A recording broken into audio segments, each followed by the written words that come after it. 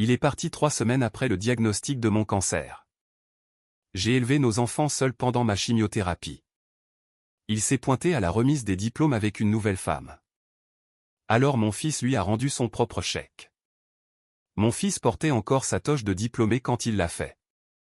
Bleu marine, en polyester, un peu trop longue. Il s'était pris les pieds dans l'ourlet 2 fois en traversant l'estrade et avait ri les 2 fois, ce qui lui ressemble tellement que j'ai dû mordre mon poing pour ne pas faire de bruit dans les gradins. Il avait 22 ans, mesurait 1,85 m, et il incarnait visiblement tout ce à quoi j'avais survécu. Debout là, avec son diplôme, sa toge ridicule et toute sa vie bien rangée devant lui comme une table enfin dressée. Et puis j'ai vu Marc. Il se tenait près de la sortie du gymnase avec une femme que je ne reconnaissais pas. Blonde, plus jeune, ce genre de beauté calculée qui demande beaucoup d'entretien. Et il tenait un petit bouquet de fleurs blanches. Et il portait la veste bleue qu'il mettait d'habitude pour les réunions parents-professeurs. Et il souriait comme s'il avait mérité le droit d'être dans cette pièce. Mes mains sont devenues glacées. Pas parce que je l'aimais encore. Je veux être clair là-dessus. Je n'aimais plus Marc Dubois depuis très longtemps. Peut-être même avant de m'en rendre compte. Ce qui a glacé mes mains, c'est le calcul. L'arithmétique précise de sa présence. Il avait fait ses calculs. Il avait déduit que suffisamment de temps avait passé. Que suffisamment d'eau avait coulé sous les ponts. Qu'il pouvait se présenter à la remise des diplômes de son fils avec des fleurs blanches, une nouvelle femme et une belle veste. Et que, de l'extérieur, il aurait l'air d'un père. Il n'avait pas pris mon fils en considération. Ça a toujours été l'erreur fondamentale de Marc. Il ne pensait jamais aux enfants. J'étais marié à Marc Dubois depuis 14 ans quand j'ai découvert la grosseur. 14 ans, 2 enfants, un prêt immobilier pour un pavillon à Pessac, en Gironde, et ces sédiments domestiques spécifiques qui s'accumulent dans un long mariage. Les mots de passe partagés pour Netflix. La marque de café qui est la bonne et aucune autre. Cette façon d'arrêter de tout expliquer parce que l'autre connaît déjà le contexte. Connaît déjà les acteurs. Connaît déjà la fin. Ou du moins, on le croit. J'avais 41 ans. J'étais professeur de lettres au lycée Montaigne. Le genre de prof qui fait lire de vrais livres et qui en débat vraiment. J'avais été nominé 2 fois pour les Palmes académiques et je les avais obtenues 1 fois. Ce que Marc avait salué par une carte disant « Fier de toi ». Avec un point d'exclamation que j'avais pris pour de l'enthousiasme et que j'ai plus tard compris comme de la distance. Nos enfants. Thomas, 17 ans à l'époque, vif et silencieux, doté de cette morale particulière qu'ont certains adolescents avant que le monde ne les en dissuade.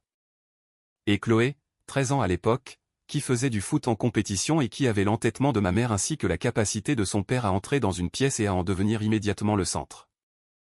Un talent qu'elle a depuis réorienté vers des causes bien plus nobles. Marc était délégué médical. Il était doué. Ce genre de talent qui vient du fait d'être séduisant, facile à vivre, et de savoir quand écouter et quand parler. Il gagnait 120 000 € par an, entraînait l'équipe de foot de Chloé le samedi et faisait du bénévolat pour la collecte de sang de la commune chaque mois de janvier. De l'extérieur, nous avions l'air solide. Avec le recul, les signaux d'alarme étaient là. Ils le sont toujours. Les voyages d'affaires qui duraient plus longtemps que d'ordinaire. Le deuxième téléphone. Un téléphone pro, disait-il. Et je n'avais aucune raison de ne pas le croire. Alors je l'ai cru. Le léger éloignement qui a commencé peut-être 2 ans avant le diagnostic. Sa façon de ne plus lancer les conversations. Sa façon de ne plus être dans la pièce même quand il y était physiquement. Je me disais que c'était le stress, la pression professionnelle, l'année difficile que nous avions eue quand Chloé s'était cassé la cheville, que les frais médicaux non remboursés s'étaient accumulés et que Thomas galérait en spécialité physique-chimie. Je me suis raconté beaucoup de choses. Les résultats de la mammographie sont tombés un jeudi d'octobre. Le docteur Amira Benali, oncologue au CHU de Bordeaux, 14 ans d'expérience en oncologie mammaire, était assise en face de moi dans son bureau avec cette immobilité qui signifie qu'elle a déjà annoncé ce genre de nouvelles et c'est exactement l'effet que ça fait. Stade 2, sein gauche. Détecté assez tôt pour avoir de bonnes options. Chirurgie, puis chimiothérapie, puis radiothérapie. Elle a utilisé le mot gérable. Elle l'a dit comme on le dit quand on le pense vraiment, mais aussi quand on a besoin que la personne en face ne s'effondre pas complètement dans son bureau. Je ne me suis pas complètement effondré. J'ai conduit jusqu'à la maison. Je suis resté assise dans l'allée pendant 11 minutes. Puis je suis rentré et je l'ai dit à Marc. Il a dit, d'accord. Juste ça. D'accord. Pas on va traverser ça ensemble. Pas dis-moi de quoi tu as besoin. Pas même le je t'aime, insuffisant mais au moins instinctif, que la situation réclamait à corps et à cri. Juste d'accord. Comme si je lui avais dit que le lave-vaisselle avait besoin d'être réparé. Je me suis dit qu'il assimilait la nouvelle. Que le choc prend différentes formes. Que je ne devais pas interpréter le silence comme de l'indifférence alors qu'il s'agissait peut-être juste d'un homme essayant de ne pas craquer. J'avais tort sur ce point aussi. La première boucle, la première fois que j'ai remarqué quelque chose et que je l'ai justifié, c'était la semaine après le diagnostic. Marc a commencé à rentrer plus tard. Pas de manière dramatique. 30 minutes, 1 heure. Assez pour rater le dîner, que je devais de toute façon me forcer à avaler car la nausée s'était installée avant même le début du traitement. Juste des nausées d'angoisse. Juste mon corps qui se préparait déjà pour la guerre qu'il savait imminente. Je me disais, il ne sait pas comment gérer ça. Il t'aime. Laisse-lui du temps. La deuxième boucle, c'est le week-end où je suis rentré de ma consultation préchirurgicale et où je l'ai trouvé sur la terrasse avec le deuxième téléphone. Il l'a mis dans sa poche quand il a entendu la porte. Un geste fluide, maîtrisé, comme un homme qui l'avait déjà fait. Je me suis tenu près de la baie vitrée et j'ai ressenti quelque chose dans mon estomac qui n'était pas de la nausée. J'ai demandé, c'était qui? Il a répondu, le boulot. Je l'ai regardé. Il m'a regardé. Aucun de nous n'a dit la vérité. La troisième boucle, c'était 2 semaines avant l'opération. Je me suis réveillé à 2h30 du matin dans un lit vide et je l'ai trouvé dans la cuisine, à moitié en train de taper un message sur ce deuxième téléphone, qu'il a fermé avant que je sois assez prêt pour lire. Il m'a regardé et son visage a affiché une expression complexe. Pas de la culpabilité, exactement. Quelque chose de plus épuisé que la culpabilité. Comme un homme qui gardait un secret depuis si longtemps que le garder était devenu sa propre forme de souffrance, et il m'en voulait pour ça aussi. Je n'arrive pas à dormir, a-t-il dit. Je me suis servi un verre d'eau, je suis retourné au lit, je suis resté là à fixer le plafond et je n'ai pas dormi du tout. La quatrième boucle s'est produite un dimanche, 3 jours avant la date de mon opération. Je pliais du linge dans la chambre. La tâche purement mécanique que l'on s'impose quand l'esprit est trop bruyant pour faire quoi que ce soit qui nécessite de réfléchir. Et Marc est entré, s'est assis sur le bord du lit et a dit « Je ne peux pas faire ça ». J'ai posé la chemise que je pliais. L'opération est jeudi, ai-je dit. Tu ne peux pas faire quoi? Ça. Il a fait un geste vers la pièce, vers moi, vers le territoire général de notre vie commune. Je ne suis pas capable d'être ce dont tu as besoin en ce moment. Je ne pense pas que je puisse. Marc. Je suis malheureux, a-t-il dit, depuis longtemps. Je me suis assise par terre. Pas de façon dramatique. Mes jambes ont juste décidé qu'elles ne voulaient plus participer à la partie debout de la conversation. Il a parlé pendant un moment. J'en ai entendu des bribes. On s'est éloigné. Ce n'est pas ce dont aucun de nous n'a besoin. Les enfants iront bien. On s'arrangera pour la logistique. La logistique. J'étais opéré dans 72 heures. J'avais un cancer du sein de stade 2. J'avais un adolescent de 17 ans et une fille de 13 ans qui dormaient au bout du couloir. Il parlait de logistique. Il a déménagé un mardi. Mon opération a eu lieu ce jeudi-là. Ma sœur Céline m'a conduite à l'hôpital. Elle s'est assise dans la salle d'attente pendant 6 heures, m'a ramené à la maison et est restée 1 semaine. Dormant sur le canapé, apprenant les caprices de mon lave-vaisselle, s'assurant que les enfants mangeaient. Marc a envoyé une carte. Je pense à toi pendant cette période difficile. C'est exactement ce qui était écrit. Je veux vous dire à quoi ressemble la chimiothérapie, parce que je pense que les gens qui ne sont pas passés par là en ont une vision cinématographique en tête. La version film où vous êtes pâle et fragile est magnifiquement alitée. Et la vraie version est à la fois pire et bien plus banale que ça. La vraie version, c'est d'enseigner un mardi, de vomir dans les toilettes des professeurs un mercredi et de corriger des copies un jeudi, parce que les copies ne cessent pas d'avoir besoin d'être corrigées simplement parce que vos cellules sont systématiquement détruites. La vraie version, c'est d'être trop épuisé pour lever les bras au-dessus de la tête afin de se laver les cheveux les jours où il vous reste des cheveux à laver. La vraie version, c'est Thomas, 18 ans alors, apprenant tranquillement à cuisiner des pâtes parce que je lui avais montré une fois et qu'il avait été attentif. Posant un bol devant moi et s'asseyant là pendant que je mangeais, même si je savais qu'il avait des devoirs, et il ne m'a jamais fait sentir que j'étais un fardeau. Pas une seule fois en 8 mois de traitement. La vraie version, c'est Chloé, 14 ans alors, au téléphone avec son père un soir. Je n'écoutais pas, ou j'essayais de ne pas le faire. Et sa voix devenant toute petite et très contrôlée, disant « On a besoin que tu viennes ». Et la voix de Marc, grésillante à travers le haut-parleur « Je vais essayer de monter bientôt, ma puce ». Et Chloé raccrochant, s'asseyant à la table de la cuisine, tirant très délibérément ses devoirs vers elle, les ouvrant et commençant à travailler avec l'intensité concentrée de quelqu'un qui a décidé de ne rien ressentir. Je me suis retourné vers la vaisselle. Mes mains tremblaient. Pas à cause de la chimio. À cause du chagrin spécifique de voir son enfant découvrir à 14 ans que son père est exactement celui que vous craignez qu'il soit. Je veux être juste sur un point. Marc a envoyé de l'argent. Pas de façon constante. Pas de façon fiable. Mais il y avait des périodes où un chèque arrivait.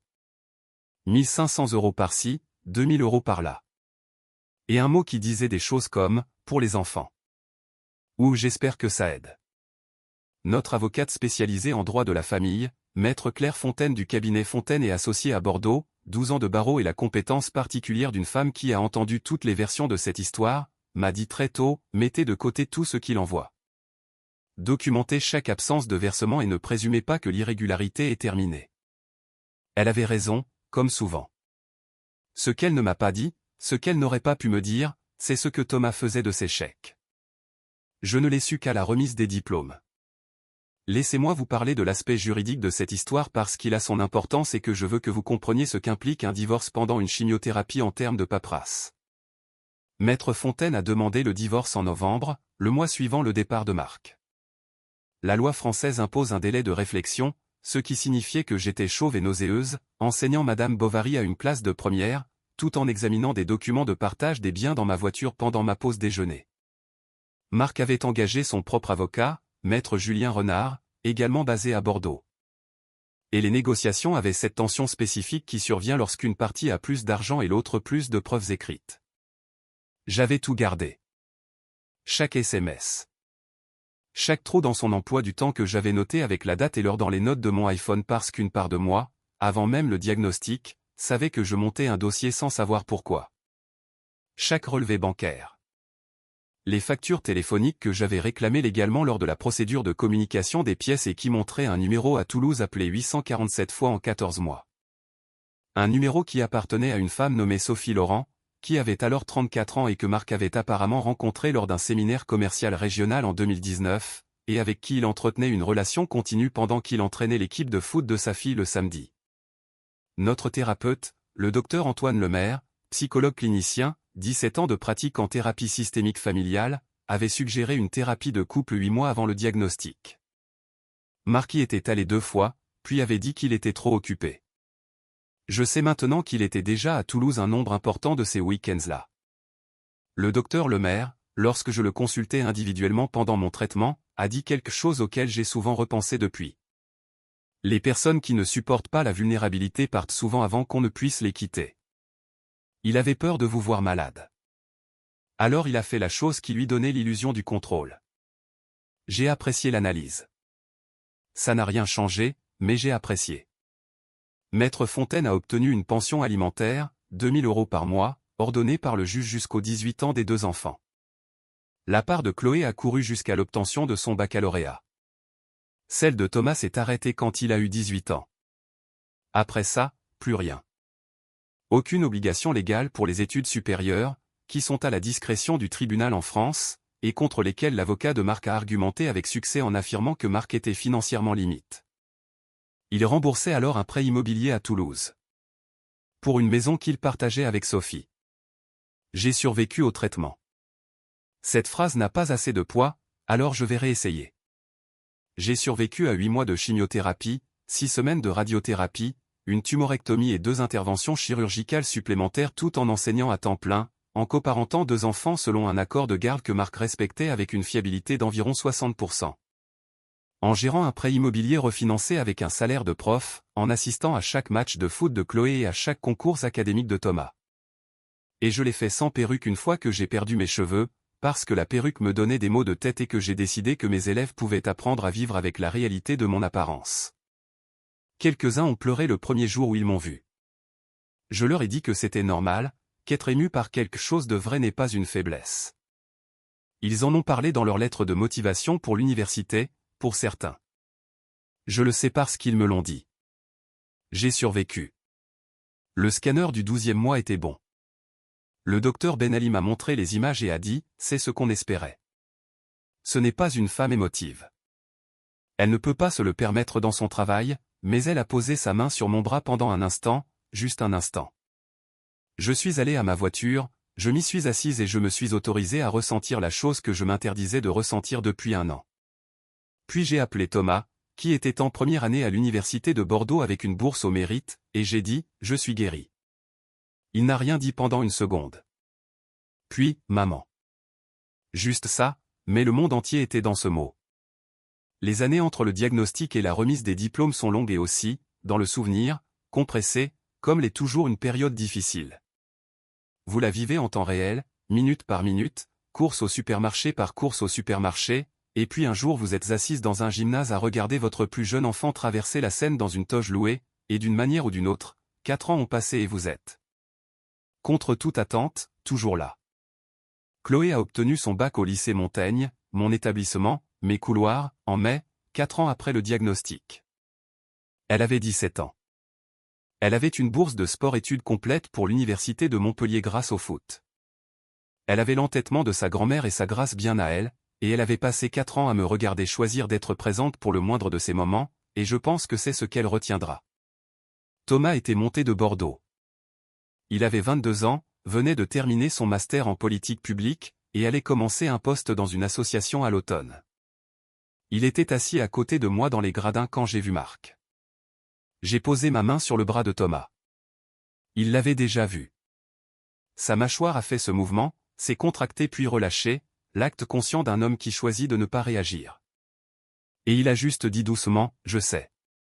Tu n'as pas à le faire. » « Je sais, maman. » Nous avons trouvé Marc après la cérémonie. Il nous a trouvés, en fait. Il est apparu au bord du terrain du gymnase pendant que Chloé était encore au milieu d'un groupe d'amis, et il avait les fleurs blanches, la veste, et Sophie légèrement derrière lui, l'air incertaine. Ce qui était la seule chose pour laquelle j'ai pu me forcer à ressentir de la compassion à son égard. Marc m'a regardé en premier. Quelque chose a traversé son visage, pas de la culpabilité, exactement, plutôt le cousin de la culpabilité, l'expression d'un homme qui sait ce qu'il a fait et qui a réussi à se convaincre que ce n'était pas si grave. « Tu as bonne mine, a-t-il dit. Je l'ai regardé. Félicitations pour Chloé, a-t-il ajouté. Je suis vraiment fier d'elle. Elle le sait, ai-je répondu sans agressivité, comme un simple fait. Il s'est tourné vers Thomas. Quelque chose s'est passé dans l'espace entre eux, la charge électrique spécifique d'un fils qui a décidé ce qu'il pense de son père et qui attendait, peut-être depuis des années, le bon moment pour le lui faire comprendre. Thomas a glissé la main dans la poche intérieure de sa veste.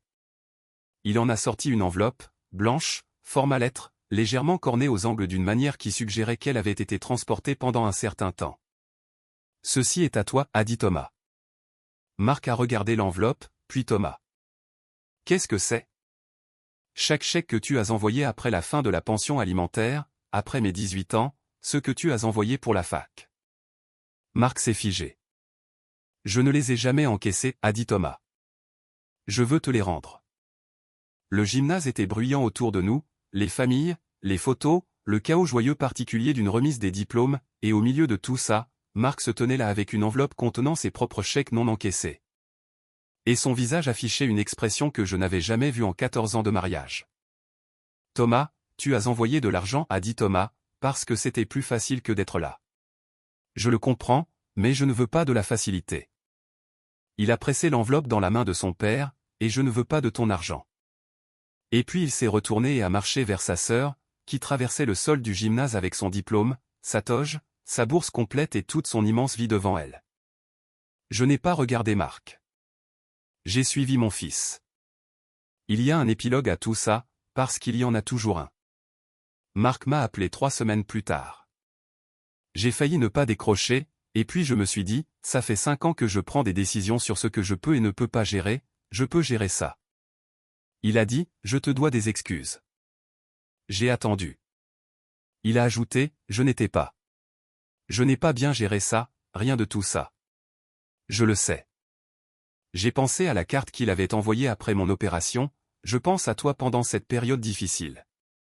J'ai pensé à la voix de Chloé au téléphone, devenue toute petite et très contrôlée. J'ai pensé à Thomas apprenant à faire des pâtes parce que je lui avais montré une fois. Je sais que tu le sais, Marc, ai-je répondu. La question est de savoir si ça change quoi que ce soit. Il n'avait pas de réponse à ça. Je n'en attendais pas. Nous nous sommes dit au revoir, j'ai raccroché et je me suis assise sur ma terrasse avec une tasse de café, d'une marque qu'il n'aurait pas reconnue car j'avais changé la moindre petite préférence que j'avais et qui venait en fait de lui. Et j'ai regardé le quartier vaquer à ses occupations ordinaires du samedi matin, et j'ai ressenti non pas du bonheur, exactement, mais la chose plus solide sous le bonheur, la plénitude, peut-être. Le sentiment d'une vie qui est entièrement, complètement, enfin la mienne. Le docteur Ben Ali fait mes scanners tous les 6 mois. Elle prononce le mot bon avec le même calme professionnel à chaque fois, et à chaque fois que je l'entends, je ressens la même chose que dans ma voiture la première fois, cet énorme soulagement silencieux et cellulaire. Le docteur Lemaire et moi nous voyons toujours 2 fois par mois. Nous sommes passés de la crise à quelque chose qui ressemble plus à de la reconstruction. Maître Fontaine m'a envoyé une carte de vœux en décembre dernier. Elle a signé « Vous avez été l'une de mes meilleures clientes », ce par quoi elle veut dire la mieux préparée. Chloé a commencé à Montpellier en août. Elle appelle le dimanche, le genre de longs appels où l'on fait d'autres choses pendant qu'on parle. Elle réorganise sa chambre d'étudiante. Je prépare le dîner, et nous existons simplement ensemble pendant 1 heure au téléphone, ce qui est une richesse en soi. Thomas a pris son poste dans l'association.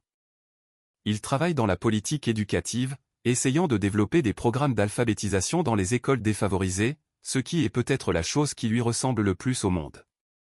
Il appelle le mardi. Il fait toujours des pâtes. Il m'a envoyé une photo de sa version, il l'a un peu améliorée. Ne te vexe pas. Et honnêtement, ça avait l'air meilleur que les miennes. Je n'étais pas vexé. J'étais l'exact opposé de vexé. Les gens me demandent parfois, pas souvent, mais parfois, généralement des femmes qui traversent une épreuve difficile, comment j'ai fait, comment on élève 2 enfants pendant un traitement contre le cancer et un divorce avec un salaire de prof. Pour en ressortir de l'autre côté avec des enfants qui sont, selon toute mesure raisonnable, des êtres humains extraordinaires. Et je veux leur donner quelque chose d'utile, alors j'essaie d'être honnête. Je l'ai mal fait certains jours. Je l'ai fait sans dormir, avec les mains tremblantes et avec la dignité très spécifique de quelqu'un qui a décidé que la dignité est la seule chose sur laquelle il a un contrôle total. Je l'ai fait avec ma sœur Céline sur mon canapé, Maître Fontaine dans mon coin, le docteur Ben Ali me montrant les résultats de mes scanners et le docteur 2 fois par mois.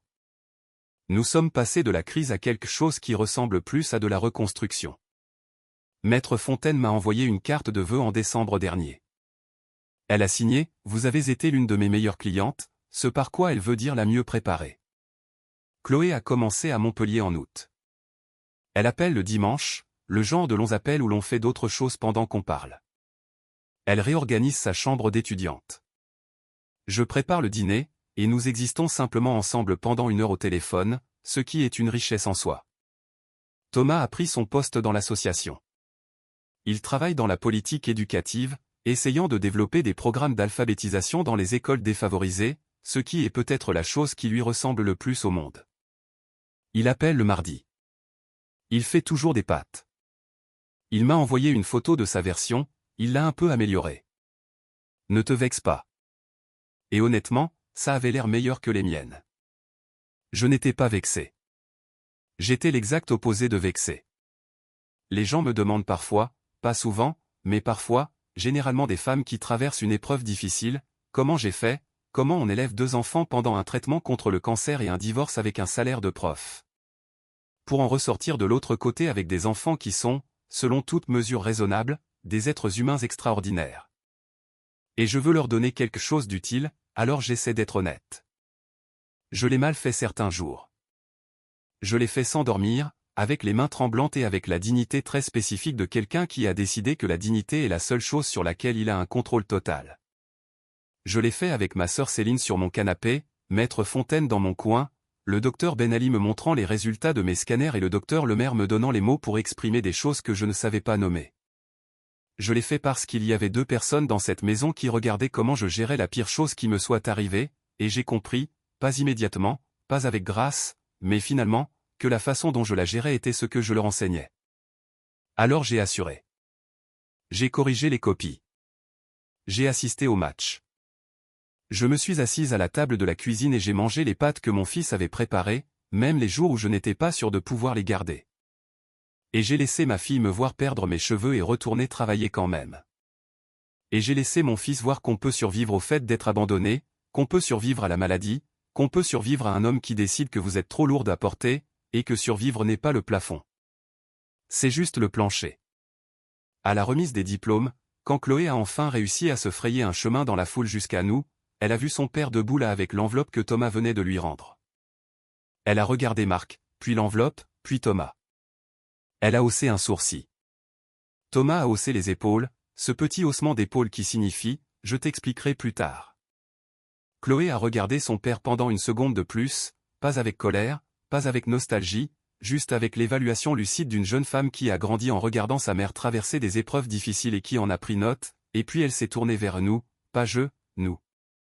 J'ai passé mon bras autour d'elle et j'ai dit « Oui, ma chérie, on l'a fait ».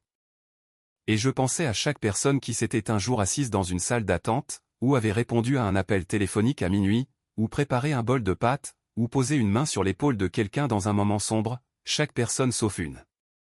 Il se tenait toujours au bord du gymnase, tenant ses propres chèques non encaissés, ce qui, je crois, est précisément le fardeau qu'un homme comme lui mérite de porter. Il voulait qu'on le félicite d'avoir survécu à une situation qu'il avait fui. Mes enfants lui ont rendu le